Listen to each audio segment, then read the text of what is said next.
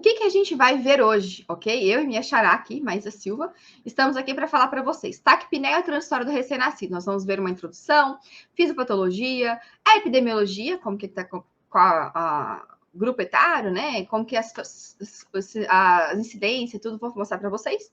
Quadro clínico, como que a gente vai fazer essa identificação. O diagnósticos diferenciais, então eu vou trazer um pouquinho, uma informação de cada um dos principais diagnósticos diferenciais, ok? E o tratamento, como que nós vamos tratar essa criança com taquipneia transitória do recém-nascido, tá? Então, vamos lá. Primeira coisa, a gente tem que começar com uma introduçãozinha, né? Então, o que é essa taquipneia transitória? Basicamente, quando o bebê nasce, certo? Dependente da via de parto, a cesariana é mais comum, a gente vai falar sobre isso. Aquele líquido que fica dentro dos alvéolos, ele não foi reabsorvido da forma adequada, na quantidade que deveria, tá? Então, a gente vai lembrar que dentro, intraútero, o feto, ele não respira, não tem oxigênio. Ele recebe essa oxigenação através da placenta, que a gente sabe que é um sangue que vem, ele não vem com a quantidade de oxigênio que a gente tem hoje no arterial. Então, acaba que o recém-nascido, ele é polissitêmico pelo esse ambiente de hipóxia, certo? O sangue chega aqui pela placenta, ele entra ali na minha veia cava inferior, ali perto do fígado, e aí ele vai para o meu átrio direito, a ventrículo direito, segue pela minha pulmonar, uma quantidade dele vai para os meus pulmões, para perfundir os pulmões, mas a sua grande maioria atravessa ali o canal arterial e ele vai para a minha circulação sistêmica, certo? Então, na circulação fetal, o sangue ele meio que pula o pulmão, não precisa de, não, a gente não faz hematose intraútero, ok? E aí essa reabsorção inadequada, essa quantidade, essa depuração tardia desse líquido alveolar é a principal causa de desconforto respiratório, principalmente em prematuros tardios e recém-nascidos de termo, tá? A gente também tem taquipneia transitória no prematuro, tá? Mesmo os menores aí de 36, de 34 semanas. Mas, como ele é um diagnóstico de exclusão, que eu vou mostrar para vocês, no prematuro a gente sempre pensa em situações mais graves, como síndrome do desconforto respiratório, que a gente chamava antes de doença da membrana hialina, né? Sepse, alguma outra alteração, a gente pensa mais. Nos prematuros tardios e os recém-nascidos de termo, em geral, eles são estáveis, né? Eles estão bem, não tem nada, nenhuma complicação, a princípio, certo? Então, é uma das principais causas de taquipneia e desconforto nessa faixa etária. A maioria, graças a Deus, vai ser benigno, autolimitado. Você não vai precisar fazer grandes coisas, além de ficar angustiado vendo aquela criança taquipneica. Eu vou falar para vocês como que a gente vai manejar, mas é meio angustiante, tá? Até me contem aí vocês, se vocês também sentem essa angústia, que a gente fica meio angustiado de ficar na sala de parto. E agora? Mando para o quarto com a mãe? Não mando. Mando para UTI, mas não tá tão ruim assim para ir para UTI. E agora? O que eu faço? Se eu for na UTI, o médico da UTI vai brigar comigo. Se eu mandar a criança para o quarto, a criança não tá tão bem. E agora? Aí você fica lá na sala de parto só naquele sofrimento. Vamos conversar sobre isso, tá? Então, esse processo, ele é contínuo, tá? Nasceu depois do parto, ele é contínuo, tanto antes do parto, durante o trabalho de parto e após o parto. Eu vou falar para vocês o que acontece nesse pulmão, tá? Então, assim, gente, quando o bebê nasce, lá desde o início do trabalho de parto, mais ou menos 100 ml de líquido é absorvido. É bastante volume, se você pensar que está dentro dos alvéolos, certo? E aí você tem o quê? Alterações em canais, nem vou falar muito disso, mas você tem canais ali nos alvéolos que eles se abrem e aí ocorre a reabsorção de sódio e de água, tá? Muito do que influencia essa reabsorção de sódio e água, o contato com o oxigênio, o trabalho de parto, o parto normal, né? O trabalho de parto, a adrenalina, os corticoides, aí entra os corticoides também, ajudam a maturar os pulmões nos prematuros, tá certo? Então, nos pulmões imaturos, a gente tem uma expressão higiênica reduzida desses canais epiteliais de sódio, tá? E aí os corticoides ajudam nessa parte, ele facilita a entrada de sódio e água para dentro das células pulmonares para deixar esse alvéolo livre de água, ok? Livre de água, né? Deixar ele livre para entrar o ar e para ver a oxigenação, ok? E é isso que acontece, tá? Então, na taquipneia, você vai ter um atraso nessa reabsorção desse líquido, ele vai ficar ali no espaço aéreo, vai dificultar a hematose e as trocas gasosas, conforme vocês estão vendo aqui na imagem, nessa parte aqui do meio, ok? Então, você vai ter também aumento, edema do sistema, tanto do sistema linfático, ali edema do próprio vaso, ok? Do próprio capilar sanguíneo, tá? Então, vai ter redução da complacência pulmonar, então esse pulmão vai ficar mais rígido, mais difícil de fazer a ventilação. O primeiro sinal clínico que a gente vê dessa alteração, esse excesso de líquido no alvéolo, é a taquipneia, tá? Ela acontece para aumentar o trabalho respiratório, porque você tem um pulmão que não tem área suficiente de troca, não está ventilando bem, então seu paciente vai fazer taquipneia para compensar, ok? Aí você tem a alteração, igual eu falei para vocês, dos linfáticos, do interstício, ok? E aí isso vai fazendo o que também? Vai ocorrendo um aprisionamento de ar, tá? Então você pode ter também efeito. Lembra? A gente falou na aula de insuficiência respiratória, onde você tem uma alteração da relação ventilação-perfusão, que é espaço morto. Então, quando você tem aprisionamento de ar, você aumenta a quantidade de ar, você não tem superfície suficiente para ver as trocas gasosas, botar o oxigênio para dentro, CO2 para fora, então a gente chama isso de espaço morto. Quando eu não tenho perfusão, eu tenho ar ali, mas não perfunde, a gente chama de efeito shunt. É importante entender essas coisas, para que quando você olhe para o seu paciente, você entenda o que está acontecendo no pulmão dele. Isso é muito importante, tá? Eu sempre falo que é importante, né? Mas assim, é uma das coisas que eu sempre friso com os meus alunos. Se tiver algum aluno meu aí da Univag, dá um oi para mim. Eu sempre friso com eles muito a fisiopatologia básica, né? Não precisa saber canais e ciclo de nada, né? O basicão para você entender o que está acontecendo dentro do corpo do seu paciente para você poder saber como tratar, tá bom? Isso é extremamente importante. Falei que é importante umas 20 vezes. Certo? Então, você tem um alvéolo mal ventilado, que mantém a perfusão, então é espaço morto, leva à hipoxemia, o oxigênio não consegue passar a membrana alvéolo capilar, vai tendo esse edema, vai piorando, aí você começa a não conseguir também fazer o CO2 sair, pode levar a retenção de CO2 e hipercapnia, tá? Então, pode acontecer tudo isso. A minoria dos pacientes chegam em situações mais graves. A maioria se resolve mais tranquilo, ali em 24, 48 horas no máximo, tá? Então, esse líquido, ele é, eventualmente, com o tempo, né? A criança, muitas vezes, melhora sozinha até. Ele é eliminado pelos linfáticos ali, reabsorvido também por vasos sanguíneos, tá certo? A gente tem também alguns mecanismos que ajudam nessa absorção mais retardada do líquido, tá? É desconhecido, a gente não tem uma fisiopatologia absolutamente conhecida, mas a gente sabe também que esses pacientes têm uma diminuição da função do surfactante, então, além do excesso de líquido ali dentro do alvéolo, o surfactante também não tem um bom funcionamento, isso contribui, ok? E uma redução do óxido nítrico também ajuda, que aí isso leva ao quê? Aí o óxido nítrico é um vasodilatador. Se você tem pouco óxido nítrico, então faz vasoconstrição pulmonar. Isso aumenta a resistência vascular pulmonar, piora, porque o sangue tem que passar ali para ajudar nessa reabsorção, tá? Junto com os linfáticos.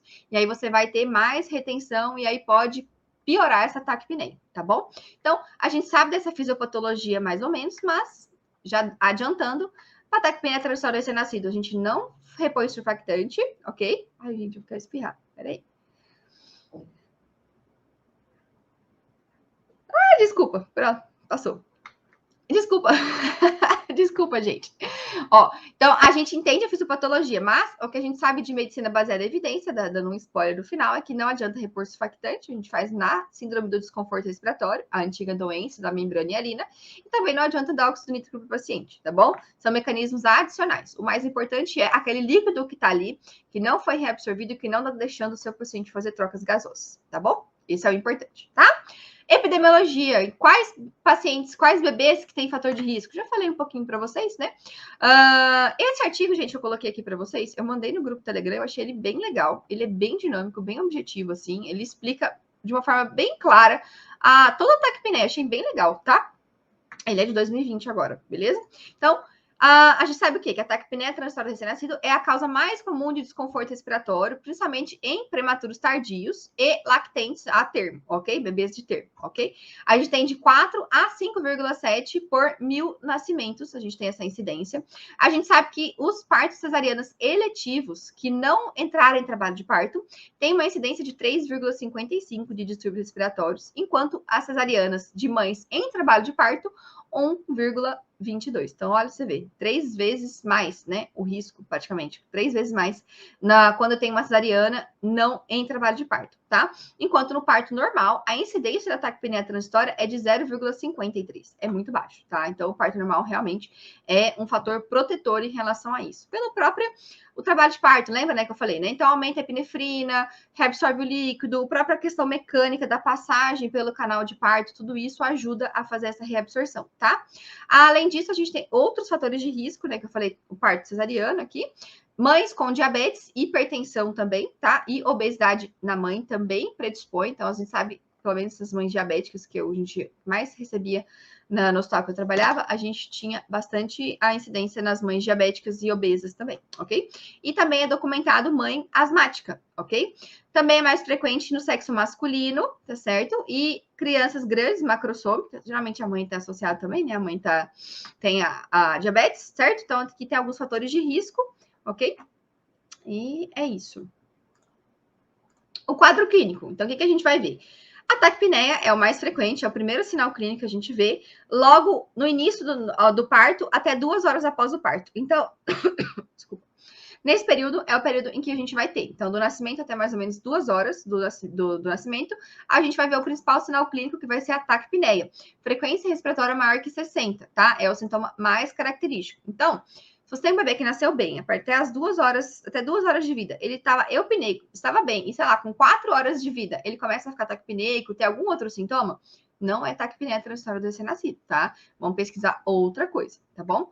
A gente pode ter lactência evoluindo mais grave, mas não é frequente. Pode ter cianose, lembra que cianose é um excesso de hemoglobina desoxigenada, tá? E o recém-nascido, como ele é policitêmico, ele tem assim 18 de hemoglobina, geralmente, 17, ele vai ficar até cianótico mais rápido, tá? Do que as crianças com hemoglobina de 12, ok? Então, aumento de trabalho respiratório também pode ter, com batimento de asa de nariz, retração intercostal, subcostal, gemência, ok? Lembrar que a gemência, ela acontece no recém-nascido, é o quê? Quando o paciente, ele exala, solta o ar, para que o alvéolo, ele não se colapse, não feche, tá? A criança, ela faz uma exalação e deixa a epiglote entreaberta. E aí sai esse barulho do gemido. É uma tentativa involuntária, né? De fazer com que os alvéolos não se colapsem, tá bom? Os sons respiratórios geralmente são claros, não é frequente estertor, ronco, nada disso, tá? Não é porque tem líquido lá dentro que também você vai ter muitas alterações na ausculta, tá? Pode ser uma ausculta limpa, não descarta a chance de taquipneia, tá bom? Os casos leves a moderados geralmente mantêm sintomas por 12 a 24 horas no máximo, tá? Mas pode até persistir por 72 horas nos casos mais graves. Persistiu por mais de 72 horas, também não tem característica de taquipneia transitória. Vamos pensar em outra etiologia, que eu vou mostrar para vocês as principais, tá certo? E raramente os recém-nascidos vão precisar de uma fração inspirada de oxigênio maior que 40%, tá? Semana passada a gente fez aula de oxigênio terapia, falei sobre todos esses dispositivos. Vou citar um pouquinho para vocês hoje também, mas a aula da semana passada ficou, ó, chuchu completinha, tá? Já está na comunidade, tá bom? Módulo de doenças respiratórias. Certo? Raramente vai precisar de um suporte adicional, tá bom? Então, o que pode ajudar a gente a fazer essa avaliação clínica? Vocês lembram? O boletim de Silverman Anderson, ok? O BSA que a gente fala, tá? Ele é útil para quantificar o desconforto respiratório, para não ficar uma coisa também muito subjetiva, tá? Tipo, uma pessoa olha e acha que tá cansada, acha que tem esforço, aí o outro plantonista chega e fala, nem tá tanto assim. Então, para ficar uma coisa mais objetiva, a gente avalia as retrações, tanto intercostal, tifoide, batimento de asa de nariz e o gemido expiratório, e a gente vai dando pontuações para que a gente consiga classificar esse paciente. Então, cada parâmetro desse vai de 0 a 2, tá aqui na imagem para vocês, e se for menor que 5, tá? Se a soma de tudo for menor que 5, indica uma dificuldade respiratória leve. E se tiver maior ou igual a 10, é o grau máximo de dispneia, o paciente está desconfortável. Então, a gente almeja menor que 5. Tá? Então, de 4 para baixo é o que a gente gostaria que tivesse dentro da normalidade, tá bom? Então, aí a gente vai avaliar tudo isso, tá? Ninguém precisa decorar isso aqui, pelo amor de Deus. Tenha salvo aí na sua sala de parto. Faz uma... É que sala de parto tem um monte de coisa pra gente decorar, né? Tem Apgar, tem aí o BSA. Então, vai botando numa pasta, plastifica, deixa lá para você olhar, certo? Para você não se perder, para te ajudar na hora de classificar. E aí você vai avaliando esse paciente periodicamente e você vai descrevendo no prontuário quais são as alterações que você está vendo, tá? Se melhorou, se piorou, isso é importante, tá bom? Lembrar que o prontuário é um documento médico e vai te ajudar em vários e vários momentos, tá? Ou pode atrapalhar se você não fizer uma anotação bem feita e descrever da boa forma, ok? Certo? Então, o diagnóstico, como já meio que imaginávamos, né, pelo que eu falei até agora, ele é um diagnóstico de exclusão. Como é o mais benigno, a gente não faz esse diagnóstico, a gente tem uma suspeita até que a gente descarte todas as outras causas. Então, o paciente está com uma FI no máximo de 40%, o paciente em 12, 24 horas melhorou, já tá indo bem, já tá conseguindo mamar, você fica assim, putz, era realmente uma taquipneia transitória do recém-nascido. Não tem sinais de instabilidade hemodinâmica, não tem sinais de sepsis, a gente vai conversar sobre isso. Então, pronto, fica como uma taquipneia transitória mesmo. Então, ele é mais um diagnóstico retrógrado, depois que você avaliou o paciente, você viu que não tem nenhum sinal de alarme, do que um diagnóstico, tipo, olhando para a criança e falar, ah, isso aqui é taquipneia. Não, calma, não vamos ser tão apressados, tá certo? Então, a gente tem que avaliar o padrão respiratório alterado logo após o parto, as características clínicas e, se tiver indicação, que eu vou mostrar para vocês, avaliar os achados na radiografia de tórax, que pode te ajudar no diagnóstico de taquipneia, tá? Então, a confirmação ela vai ocorrer após a resolução dos sintomas em 12 a 24 horas, tá bom? E a ultrassonografia pulmonar tem sido usada, tem sido visto que é uma ferramenta útil, ok? Com várias ultrações, linha B de Kerr, tem várias ultrações ali da ultrassonografia pulmonar que também pode te ajudar, se você tiver no seu serviço, também é uma ferramenta muito útil, certo? E quais os achados são esses que a gente vai buscar na radiografia de tórax para ajudar no diagnóstico, tá? Então, vamos lá. Os aspectos radiográficos, eu vou colocar aqui alguns, aí depois eu tenho 3 imagens para a gente ir discutindo essas imagens, essas radiografias, tá bom? Então, vai ter o quê? O aumento do volume pulmonar com retificação do diafragma. Eu não falei que um dos mecanismos que acontece é de retenção de ar? Então, o ar está entrando ali e ele não consegue sair, tá? Cheio de líquido ali, o ar não sai, vai ficando distendido esse alvéolo, então você vai fazer uma hiperinsuflação pulmonar, você vai ver mais retificação, mais o diafragma mais reto, ok? Podemos ter também edema intersticial, predominantemente perilar, ali em volta do hilo. Podemos ter também uma cardiomegalia leve, tá? A gente pode ter fluidos entre as fissuras, então dá para você ver a linha da fissura certinho, que é quando você tem líquido entre as fissuras interlobares, ok? Derrames pleurais pequenos podem ocorrer, não são frequentes, são raros, mas se acontecer, geralmente são pequenos, tá? E por conta dessa hiperinsuflação, quando você faz, principalmente em raio-x em perfil, você vai ver um aumento do diâmetro antero-posterior do tórax. Então, a gente vê naquela parte ali da frente do coração, ali, né? Entre o externo e o coração, a gente vê uma área mais aumentada do espaço ali radiotransparente, tá? De ar do pulmão. Vou mostrar as imagens para vocês, tá bom? Então, o que a gente tem? Esse aqui é um raio-x, incrivelmente, de um ataque pneumonia transitório do recém-nascido, tá? Maísa, mas eu tô olhando esse raio-x, tô achando ele muito feio. Será que é? Só o raio-x, gente, ele é um pouco inespecífico. É junto com a clínica, tá? Então, a gente vê esse raio-x, a gente vê o quê? A gente vê, ó, vocês conseguem ver aqui o líquido na cisura? Ó, a cisura aqui, ó, bem bonitinha. A divisão, tá? Do lobo. Então, a gente vê aqui, ó, líquido na fissura. A gente vê um derrame pleural muito pequeno, ó, tá vendo aqui, ó? Bem pequeno, tá? Então, tem aqui velamento do seio costofrênico bem pequeno. A gente não vê ele descendo aquela pontinha certinho, tá bom? Uma hiperinsuflação, olha quantos arcos a gente vê aqui, ó. 1, 2, 3, 4, 5, 6, 7, 8, 9. A gente vê quase 10 arcos, de 9 para 10. A gente tem que ver, contando arcos posteriores, em torno de 7, 8, tá? Então, tá hiperinsuflado, mais retificado. O infiltrado, ele é mais próximo ao hilo, ok? Mais perilar, tá bom? Então, é um raio-x sugestivo de taquipneia transitória do recém-nascido, tá?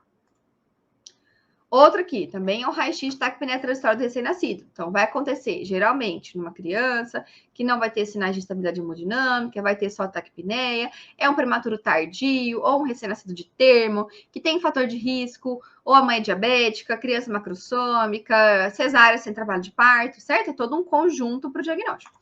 E aí, o que a gente vê aqui, ó? Opacidade perilar bilateral, tá? Aqui, ó, a gente vê o hilo mais... Ó, aqui, no lado esquerdo tá maior, certo? Velamento do seio costofrênico. Você vê que a gente não vê o seio costofrênico, certo? Tem um pequeno derrame pleural. A gente vê uma cardiomegalia moderada, a gente faz ali o índice cardíaco, certo? Tem que ser o maior diâmetro do coração aqui tem que ser menor que 0,5 do diâmetro do tórax. A gente conta na parte interna das arcos costais aqui, tá? Ali na linha do diafragma. Então, esse valor cheio tem que ser... o valor da área cardíaca tem que ser metade desse valor, ok? Do valor total, tá? Tem aula de interpretação da radiografia de tórax na comunidade, tanto da parte pulmonar, e tem uma aula específica só sobre avaliação cardiológica, só do mediastino, também na radiografia de tórax, tá? E aí, sugerem pulmão úmido congesto, né? Tem que ir congestão. Mas não pode ser um raio-x de uma criança com cardiopatia congênita? Pode. Pode. E aí que entra, né, toda o seu feeling para fazer o exame. Tem sopro, tá? Tem cianose, tem hepatomegalia, então aí tem que fazer toda a avaliação. Vou mostrar para vocês, tentar ajudar um pouquinho como que a gente sabe se é cardiopata ou não, tá bom? Outro raio-x também, de uma taquipneia transitória, a gente vê essas opacidades difusas, simétricas, tá? Então, geralmente é simétrico nos dois pulmões, ok? Uma pequena quantidade de líquido aqui, ó, tá vendo? Um derramezinho. Aqui, ó, onde a gente vê aqui o seio costofrênico, ao lado esquerdo, e do lado direito a gente não vê. E aqui, aparentemente, o volume pulmonar tá normal. Então, a gente vê aqui, ó, 1 arco, 2, 3, 4, 5, 6, 7, 8, 9. Mais ou menos, né? Tá um pouquinho perinsuflado, mas tá meio torto também, tá bom?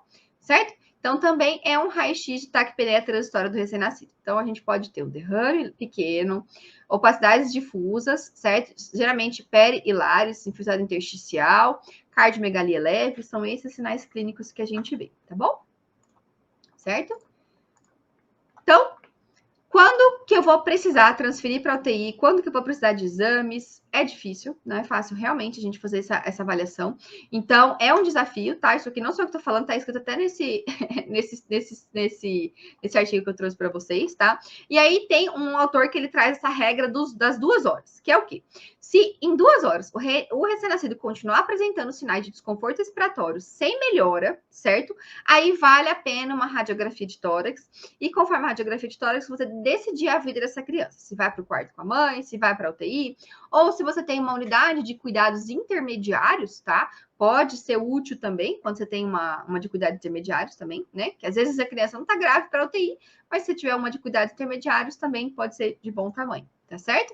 Então, vamos transferir para a UTI natal quando? Sintomas respiratórios piorarem, então, além da taquipneia, tem batimento de asa de nariz, aí começou a fazer tiragem gemido, a saturação não tá mantendo com uma FI menor que 40, tô tendo que aumentar, tá certo? A radiografia de tórax tem um diagnóstico diferente da taquipneia, sugere alguma outra coisa que você ficou na dúvida, tá? Então, aqueles pacientes, essas coisas, eu sempre falo para vocês em todas as aulas, indicação de internação, indicação de alta, não existe como você decorar. É bom senso. Então, você vai mandar para o quarto uma criança taquipneica que não tem condições de amamentar, uma criança que está precisando de oxigênio, já passou das 2 horas ali e ela continua desconfortável, você, né, não precisa ser um gênio, certo? Ter, assim, uma grande capacidade intelectual. Você não vai mandar, a própria mãe vai olhar para você e falar, doutora, o que eu vou fazer com esse neném? Certo? A mãe, às vezes não, porque às vezes a mãe tá meio ruim, né? Tá? A gente fica meio assim. O pai, sei lá, ou a enfermeira vai lá para você e falar, você vai mandar isso aqui, essa criança desse jeito, né? Então, bom senso, tá? Essas indicações são muito de bom senso. E quais são os diagnósticos diferenciais? Então, vamos discutir um por um, de um pouquinho, tá? Quais são os principais diagnósticos diferenciais, tá? A taquipneia transitória é um distúrbio benigno, certo? Mas que é diagnóstico de exclusão. Então, eu preciso pensar, não necessariamente eu vou descartar tudo, né? Eu tenho que pensar nas principais causas mais graves, em que eu vou descartando pela clínica, às vezes pelos exames, para não deixar passar nada, certo? Por quê? Bebês com taquipneia transitória recém-nascido, eles não apresentam dificuldade respiratória além de 24, 48 horas. É muito raro, tá? Então, até nesse período eles têm que diminuir o oxigênio, já tá conseguindo se alimentar, tá certo? Se você tá com mais de 24, 48 horas de taquipneia, tá precisando de concentração de oxigênio maior que 40, 60%, tá? Ou algum suporte adicional, por exemplo, um CPAP, um BIPAP, vou falar um pouquinho para vocês, não tá legal, Não tem cara de taquipneia, tem outra coisa, tem caroço nesse angu, certo? E a gente vai ter que pesquisar alguma coisa diferente, tá? Então, vamos lá. As características clínicas, junto com a radiografia de tórax, vão nos ajudar a diferenciar as condições. Então, nesse artigo que eu trouxe aqui para vocês, ele traz até um mnemônicozinho, né? Que chama taquipneia. Ele coloca mesmo como taquipneia, só que em inglês, né? Onde coloca aqui o T de taquipneia transitória do recém-nascido, o A, uma possibilidade, a aspiração de mecônio. Então, foi um parto normal prolongado, teve lá o mecônio, certo? Então, ajuda a gente a pensar, ao invés de taquipneia, de uma aspiração de mecônio. Anormalidades congênitas, tanto cardíacas, né? Pode ser uma cardiopatia, quanto alguma alteração pulmonar, desde uma, sei lá, uma hérnia, uma hipoplasia pulmonar, uma alteração, uma estenose de esôfago, que o paciente fica lá voltando líquido, pode fazer desconforto, ok? Então, anormalidades congênitas. A doença da membrana hialina, que na verdade a gente chama agora de síndrome do desconforto respiratório, ok? Mas que para caber o HI aqui ficou doença da membrana hialina. O PN é de pneumonia, certo? Também temos que pensar em pneumonia, uma infecção neonatal. O E de efusão pleural, então derrame pleural, também pode ser um líquido na pleura, certo? E o A é de Ehrlich syndromes, ou seja, ar que está fora do lugar ali, né? Um pneumotórax, um pneumomediastino, certo? Então, taquipneia, tá aqui o mnemônico taquipneia com as principais possibilidades, e a gente vai falar um pouquinho de cada uma delas, tá? Então, vamos lá. Falando da pneumonia, tá? A pneumonia neonatal não é frequente. O mais frequente é sepse neonatal, onde a gente não encontra um foco bem definido, ok? Mas quando a gente tem a pneumonia neonatal, você vê que é um pulmão diferente, tá? A gente vê o que já? Infiltrados mais irregulares, você pode ter broncograma aéreo, ok? Aqui, ó. O broncograma aéreo, gente, nada mais é do que ar no meio de um parênquima, um interstício ali, ou alvéolos em volta, que estão condensados. Então, aqui, ó, a gente vê um infiltrado aqui em base direita e a gente vê a silhueta cardíaca, ó. Você vê umas áreas esbranquiçadas aqui, tá? Isso aqui é um broncograma aéreo, ok? Certo? Você vê que é um pulmão diferente. Lembra que o padrão da taquipneia é mais aqui, ó, infiltrado perilar, aqui o hilo tá ok, não tem grandes coisas, não. Então, provavelmente é uma criança taquipneica, tem sinais de desconforto, pode ter sinais de sepsis, pele pálida, moteada, criança mais prostrada e hipoativa, e tem essa alteração no raio-x. A gente não vai pensar em taquipneia transitória, tá? Então, aqui, ó, opacidades pulmonares intersticiais bilaterais, extensas, ok, não tão extensas assim. É porque eu peguei, gente, do Radiopédia. Eu não sei se vocês conhecem, é muito legal. É um site com várias imagens que eles liberam para você, se você colocar, né, a referência, estou referenciando aqui. Eles liberam as imagens e aí tem as discussões. É bem legal mesmo, tá? Recomendo para vocês. Características inespecíficas, mas eu particularmente acho que não é tão intenso assim, tá bom? Mas tem aí as opacidades pulmonares intersticiais, mas o que chama mais atenção, na minha opinião, aqui é essa base direita aqui. Tá bom? Outro diagnóstico, doença cardíaca, tá? Doença cardíaca, é importante a gente avaliar o grau de desconforto, porque doenças cardíacas mais leves, um desconforto menor, e doenças cardíacas mais graves, principalmente se tiver hiperfluxo pulmonar, vai ser mais grave. Tem aula na comunidade também, tá? No módulo de doenças, emergências cardiovasculares, as cardiopatias congênitas, tá? Falei, ficou bem legal a aula para vocês, tá bom? Então, quando eu tenho hiperfluxo pulmonar grave, por exemplo, uma doença que tem hiperfluxo pulmonar grave, sei lá, uma hipoplasia de ventrículo esquerdo, certo? Aquele ventrículo esquerdo não funciona, ele não contrai direito, vai sempre voltando líquido ali e vai fazendo esse pulmão congesto, vai aumentar a pressão hidrostática nos capilares pulmonares e vai ficar congesto, vai ter isso mais grave. Nos casos mais leves, é só uma CIV, talvez, né? Então, uma CIV mais tranquila, uma persistência do canal arterial. Então, aí você vai ter dificuldades mais assim, às vezes nem tanto apneia, mas tem mais dificuldade na alimentação, cansa mais rápido, ok? E aí lembrar que ela é diferenciada da cardiopatia congênita por achados clínicos específicos que a gente tem nas cardiopatias, como sopro cardíaco, atividade precordial normal, então você vê ali o ictus palpável, faz o teste do coraçãozinho, vê a saturação, falei disso do teste do coraçãozinho também, as mudanças que tiveram, ok? Na forma de fazer, falei na aula de cardiopatia, o raio-tórax, aí a oximetria de pulso pré e pós, que é o teste do coraçãozinho que a gente faz, e se está suspeitando, a gente vai pedir um ecocardiograma para avaliar toda essa morfologia cardíaca, tá bom? Então, aqui, uma cardiomegalia, né? Esse aqui, pelo amor de Deus, né? O coração altamente alargado, o índice cardiotorácico maior que 80%, tá? A gente tem um coração grande, mas até é um raio-x com pouco, vamos dizer assim, hipofluxo, né? Então, é uma cardiopatia, provavelmente aqui, ó, de hipofluxo pulmonar. Essa criança tá com acesso, né? Tá entubada aqui, ó, tem um tubinho aqui também, ok? Uma criança mais grave. Uma causa importante de cardiopatia com hipofluxo pulmonar é a tetralogia de Fallot, onde a gente vai ter os 4 alterações. Cavalgamento da aorta em cima da pulmonar, então é uma destroposição da aorta, esse é o mecanismo inicial. Com isso, vai ter um defeito no septo interventricular, então vai fazer uma comunicação interventricular, vai levar a uma diminuição do calibre da pulmonar, então vai ter uma estenose de pulmonar e, consequentemente, o ventrículo direito vai fazer muita força para bater, para mandar esse sangue lá para a pulmonar, e aí vai ter uma hipertrofia de ventrículo direito. Então, são essas 4 anormalidades na tetralogia de Fallot, e esse paciente, geralmente, ele é cianótico, é uma cardiopatia cianogênica, de hipofluxo pulmonar, porque você tem um desvio da direita para a esquerda, pula o pulmão por conta da estenose pulmonar, tá? Então, também é algo a se pensar, ok?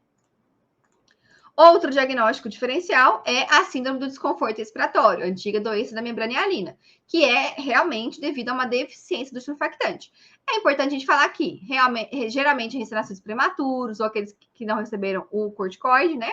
A cortiterapia para ajudar nessa maturação pulmonar, certo? E diferente da taquipneia, é um padrão de vidro fosco, tem broncograma, é um pulmão muito mais comprometido do que na taquipneia transitória do recém-nascido. Olha o tanto de broncograma aqui, gente. Vocês veem um pouquinho de ar em volta de um pulmão todo meio hepatizado, tá? Ok? Ó, você vê aqui certinho, ó, traqueia, broncofonte esquerdo, direito, suas ramificações, tá bom? Então, esse aqui seria uma de doença da membrana hialina, tá? Ok? E sepse, pensar em sepse também. Então, além da taquipneia, a gente tem que avaliar, né, na criança com a sepse, fatores de risco, bolsa rota prolongada, a mãe teve febre, infecção urinária, certo? Se tem lá cultura para estrepto lá no canal vaginal, ok? Então, sinais de desconforto, pode ser só o desconforto da taquipneia, uma prostração, então a gente tem que, junto com a história também, os fatores de risco. Fiz uma aula bem grandona para vocês de sepse neonatal precoce, tá bem legal também, vocês podem dar uma olhada. Tá? Então, também é um diagnóstico diferencial. E como que eu vou tratar essa criança com taquipneia transitória do recém-nascido? Além da gente ficar rezando, né? Pelo amor de Deus, melhora a criança, não tem vaga de UTI. Vamos lá. Vocês estão quietinhos, galera? Tudo bem aí? Tudo bem, galera do Instagram? Instagram não tem as imagens, né, galera? Já vazou. Ó, primeira coisa, em todas as situações com recém-nascido, né? Ambiente térmico neutro. A gente tem que manter a temperatura ali em torno de 26, 28 graus na sala de parto, certo? Porque a gente sabe que a hipotermia é muito ruim para o bebê. Piora o prognóstico, faz a alteração neurológica, sangramento. Então, né, a hipotermia é muito ruim. Nutrição, lógico, se o paciente está taquipneico, não tem como ele mamar pela boca, tá? Se é um bebê estável, ainda taquipneico, você pode avaliar, passar uma sonda orogástrica e infundir o leite via sonda, ok? Ou avaliar aí fluidos intravenosos, se você achar que a criança não está estável o suficiente para dieta oral, ok? Porque quando o paciente está taquipneico, ele não respira bem, ele não consegue manter a coordenação da deglutição, risco grande de broncoaspiração, ok? Manejo de fluidos, como que a gente faz? Mas está falando para mim que o pulmão do meu paciente está congesto, está cheio de líquido ali. Será que se eu restringir a quantidade de fluidos que ele recebe, eu vou melhorar? Será que eu vou facilitar essa reabsorção? É um questionamento que foi feito, tá? E aí eu trouxe para vocês esse aqui é do Up to Date. Ele, apesar de ser incerto, ele recomenda que você faça assim uma certa restrição de líquidos, tá? Nos recém-nascidos pré-termo tardios, menor que fazer em torno aí de 65 ml por quilo por dia, e nos recém-nascidos, que aqui é maior, tá? Menor de 34 semanas, isso. A gente faz tardios e de termo, tá? Então, recém-nascido tardio, maior que 34 semanas. E de termo, a gente faz até 65 ml por quilo. E nos menores de 34 semanas, a gente faz até 80 ml por quilo. Isso é o paciente está internado na UTI, certo? Você não é. Eu não sei como que é aí a condição de saúde de vocês, mas deixar um bebê com sala na sala de parto, com acesso e tudo mais. Recém-nascido marromeno tem que ir para a UTI neonatal, tá? No mínimo, cuidados intermediários, tá bom? Corticoide terapia inalatória. Mas se o corticoide você falou para mim que ajuda a reabsorver o líquido, será que se eu fizer inalatório, um clenilzinho, todo mundo adora fazer. Não é conclusivo na literatura, tá? Que é benéfico, então a gente não tem essa recomendação de fazer corticoide, terapia, corticoide inalatório, ok? Diurético, você falou que tem líquido ali, mas vamos tirar esse líquido. Também evidências limitadas, a gente não deve fazer, tá? De rotina, tá certo? Então, não daremos líquido para o nosso paciente assim, desse jeito, tá? Beta-agonista. Será que se eu abrir mais esse alvéolo, você falou para mim que o alvéolo tá meio fechado, o bronco ali tá meio fechado, será o alvéolo tá distendido? Será que se eu abrir mais, usar um salbutamol, será que ajuda? Então, teve uma meta-análise que pesquisou isso daí e viu que a terapia com o salbutamol diminuiu a duração da oxigenoterapia e o tempo de internação, ok? Mas que ainda temos estudos muito heterogêneos. Então, tipo, faz cada estudo faz com uma faixa etária, com um tipo, com uma comparação. Então, a metodologia é muito ruim. Então, a gente não tem essa recomendação, tá? Então, o que a gente tem de recomendação, Maísa? Pelo amor de Deus, que você falou que nada serve, certo? Você está na sala de parto, seu bebê nasceu e está taquipneico, tá? Até 2 horas você vai ficar ali com ele enquanto ele estiver taquipneico.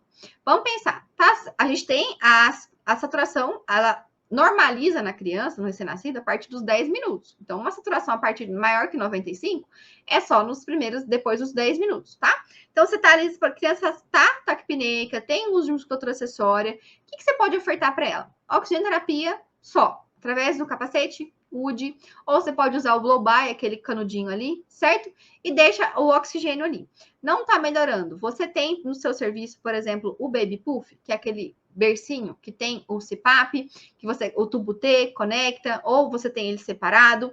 Então, vamos fazer um CPAP nesse bebê? Então, assim, depende da clínica. Se ele está mais desconfortável e a saturação não tá legal, você já pode começar com CPAP, e aí você vai descalonando e vai reduzindo a sua oxigenoterapia. Ou, se ele tá bem, uma taquipneia leve, você pode começar com oxigênio e aí você vai aumentando conforme necessário. Então, é um pouco mais de feeling, de experiência, para você poder indicar esses dispositivos, tá? Então, vamos pensar. Vocês lembram, tem na aula de reanimação neonatal, o ventilador manual em tubo T, que é aquele tubinho T, eu acabei não colocando imagem aqui na aula, mas você vai deixar ele fixo no rosto da criança e você ajusta lá para 5 centímetros de água, aí você faz um CPAP. CPAP é o quê? É pressão positiva contínua nas vias aéreas. Então, se o paciente vai estar recebendo oxigênio, você bota ali uma fração inspirada de 30%, depois você aumenta para 40%. Lembrar que se eu precisar de mais que 40% é porque está ruim. Vamos pensar em outros diagnósticos diferenciais e já encaminhar esse bebê para UTI neonatal, beleza? Então, aí você lá deixou o CPAP. Tá? Então, quando você só conecta no rosto, o CPAP, ele fornece uma pressão você ajusta lá para 5 centímetros de água, e essa pressão vai ajudar a manter esse alvéolo aberto, a tirar esse líquido, vai fazer uma pressão contrária, para esse líquido ser reabsorvido e o seu paciente conseguir ventilar melhor, tá? Os pacientes mais graves, ainda tem algum desconforto mais importante, você pode fazer o BiPAP, que é quando você faz também pressão inspiratória, além da pressão expiratória, tá? Então, basicamente, o tratamento da taquipneia transitória recém-nascido, esse tratamento inicial é suportivo, é o oxigênio, falei muito sobre isso na aula de reanimação neonatal, os dispositivos que a gente vai usar, é suporte, certo? Se depois aí de 2 horas seu paciente não melhorou, você vai pedir uma radiografia de tórax, vai avaliar, avalia todo o fator de risco para esse bebê, a parte neonatal, certo? E aí, você não melhora, deu aí 6 horas com você, está lá na sala de parto, meu Deus, não sei o que eu faço, encaminha para a UTI neonatal para que seja feita toda a pesquisa tal, de sepse, né? Então, aí vê todos os diagnósticos, avaliação cardíaca para ver se não tem cardiopatia, certo? E aí toda a avaliação mais robusta e mais complexa, ok? Certo, pessoas lindas do meu coração?